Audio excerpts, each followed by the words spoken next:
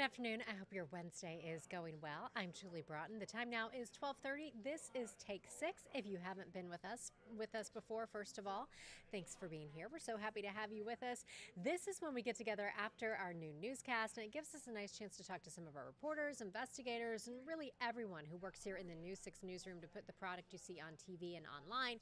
And we can have a little more in-depth conversation about some of the things you're seeing and also some of the process of gathering that story. So I'm not sure if you watched the morning show today. If you didn't, you should have.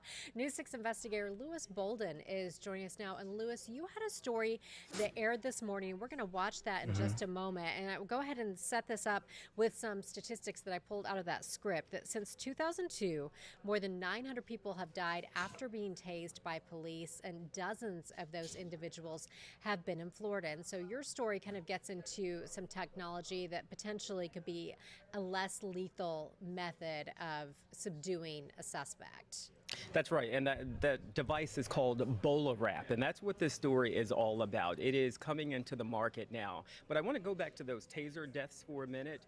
The first thing I need to tell you is there is no government agency that tracks Taser deaths. And because of that, a lot of people feel that the number of people who have died is actually much higher.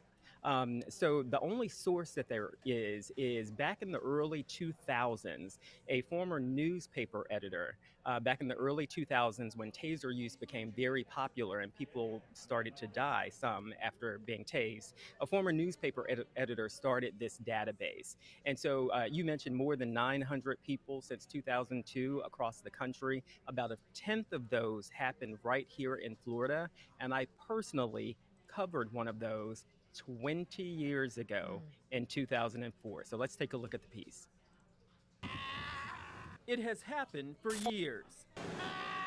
News 6 captured this video in 2004, an Orlando police officer tasing 42-year-old Anthony Carl Oliver on State Road 50. The steel probe stuck in his stomach, delivering 50,000 volts. Was it necessary at that point? He died the next day, his family left with questions. I don't think it was handled right. Especially, maybe this is why so many people is dying. Since 2002, nationally, there have been at least 936 people killed after police used a taser on them. 91 of those deaths happened in Florida. That's according to fatalencounters.org, an online database that is one of the few sources tracking the issue. Wrap. But a new product is coming into the market that claims to be a less lethal approach than a taser. We save lives because other uses of force tools present risk of death. Several Central Florida law enforcement agencies are already using it. Maybe a better solution is needed. But how is it performing? We spoke to the sheriff of a Central Florida law enforcement agency who has used the product. Our investigation found there is a drawback. I'm investigator Bolden, and we'll have that part of the story tonight at 6. Wow. Well, there's a tease for you. So that is what's coming up tonight at 6 o'clock. But Julie, we were talking earlier about how we actually got that video from 2004. And the story is 20 years ago, I was with my photographer and I was a general assignment reporter, and we were on our way to another assignment. And we saw law enforcement officers on State Road 50, and we saw them with their tasers out, pointing them at this man. And because people had already died around the country, we stopped because we said, we don't know what's going on with this man. And if they tase him, there's a possibility, depending on what he has in his system, that he could die. And so we stopped and videoed it for that reason, and the next day he died. And back then we made the decision, since we had that video, we went and tracked down his family, and his mother did not want to see the video, but several other family members did want to see the video, and we showed it to them for that reason. But it was already happening, and so it was just our instinct to just stop and capture this moment just in case it turned out the way it did.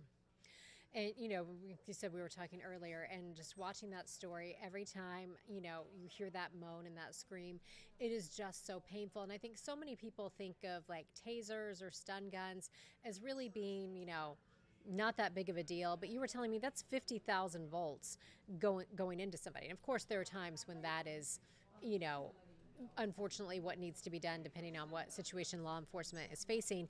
But this new product you're talking about, the BolaWrap, you know, it's almost like a lasso is what it looked like to me, if that's an appropriate way. When I first heard of it, I thought people were going to be wrapped up like a burrito, and so then I'm like, oh, it's what, a Kevlar cord around their arms Yep. or their legs. Yeah, it's kind of like Spider-Man, right? So the device fires, and then it shoots out this Kevlar cord that wraps around the person's arms or around their legs, depending on where it was aimed. And it's supposed to be a less lethal option. And like I said, we found out that 8 law enforcement agencies around Central Florida have already started using it, and one has stopped using it. And that's what we're going to talk about in our piece tonight at 6 o'clock, because that's a very interesting question. Why did they stop using this product?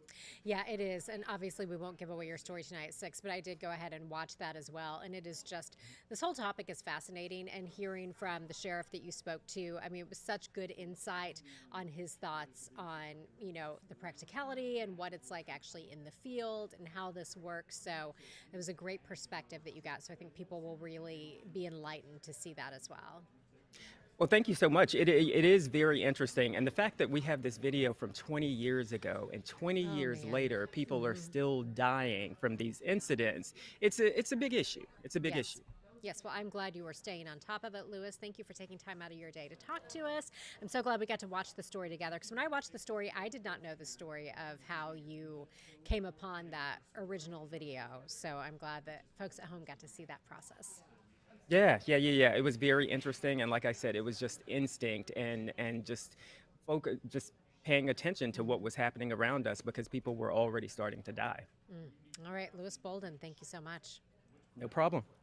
And again, you will see the follow-up to that story that we just watched coming up from investigator Lewis Bolden tonight at 6. You really want to catch that. It is a really interesting follow-up to that story. We're also always keeping an eye on the weather. I mean, that's the deal in Florida, always something happening. So let's take a look at your 7-day forecast. For today, we go to a high of 95 degrees. Now, we are trimming our rain chances back just a little bit from what we saw over the last few days. 40% chance of rain for today, tomorrow, Friday, and then over the weekend, we bump that back up just a little bit.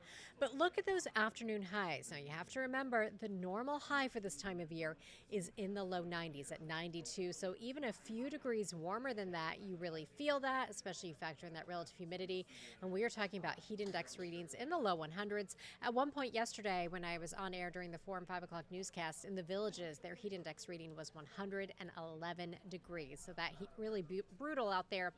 Overnight lows stay in the upper 70s. I will, of course, be pinpointing any showers and storms and breaking down much more of your forecast for you coming up on News 6 starting at 4 today. Lisa Bell and Matt Austin will be with us on News 6 at 4 as well. If you have any questions or comments for us here at Take 6, head to clickorlando.com/take6. Let us know what's on your mind. Thanks so much for stopping by, and I'll see you at 4.